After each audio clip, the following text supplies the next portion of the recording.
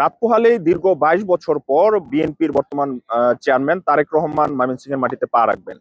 তিনি ময়মনসিংহের যে ২৪টি সংসদীয় আসন রয়েছেন, এই আসনের যে নির্বাচনের যে যারা ধানের শীষের মনোনীত প্রার্থী তাদেরকে মঞ্চে পরিচয় করিয়ে দেবেন এবং বিএনপির জন্য এক ধরনের বার্তা দিয়ে যাবেন কিভাবে সংগঠনকে আরো শক্তিশালী করে আসন্ন যে জাতীয় সংসদ রয়েছে এই সংসদে ময়মনসিংহের ২৪টা আসনে বিজয়ী করা যায় সে বিষয়ে তিনি নির্দেশনা দিবেন। সব মিলিয়ে এই জন্য কিন্তু ময়মনসিংহের যে বিএনপির নেতাকর্মী রয়েছে তাদের মধ্যে এক ধরনের উৎসাহ উদ্দীপনা আমরা দেখছি।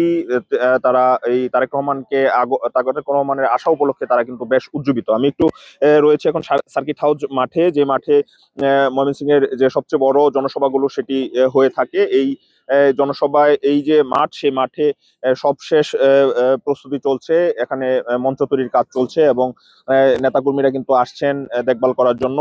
এই সকালে ময়মনসিংহ প্রেস ক্লাবে একটি সংবাদ সম্মেলন অনুষ্ঠিত হয়েছে। সেখানে বলা হয়েছে যে বিএনপির চেয়ারম্যান 2টা 30 মিনিটের এই যে সার্কিট হাউস মাঠ সেটিতে আসবেন এবং এসে নেতাকর্মীদের উদ্দেশ্যে ভাষণ দিবেন। সেই যে সভা মঞ্চ সেটিতে এই জাকির হোসেন বাবলু, যিনি যে ময়মনসিংহ দক্ষিণ জেলা বিএনপির আহ্বায়ক, তিনি সভাপতিত্ব করবেন।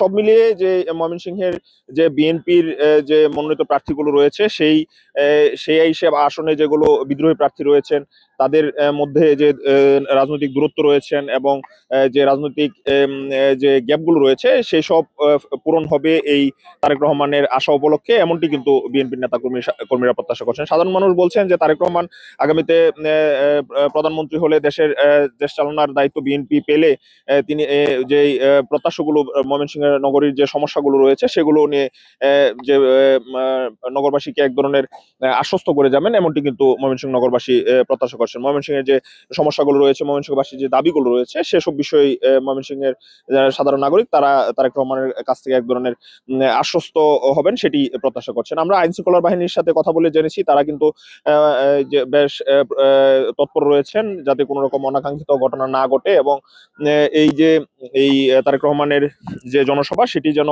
কোন রকম বিশৃঙ্খলা না হয়, সব ধরনের প্রস্তুতি কিন্তু প্রশাসনের পক্ষ থেকে নেওয়া হয়েছে। আমরা দেখছি যে প্রশাসনের যে বিভিন্ন প্রশাসনের নেতৃত্ব যারা কর্মকর্তা রয়েছেন তারা এসে এই সভা মঞ্চ পরিদর্শন করছেন এবং নিরাপত্তার নিচ্ছিদ্র যে ব্যবস্থা সেটি তারা করছেন। সব মিলিয়ে বিএনপির যে নেতাকর্মী রয়েছে তাদের মধ্যে বেশ উৎসাহ উদ্দীপনা রয়েছে।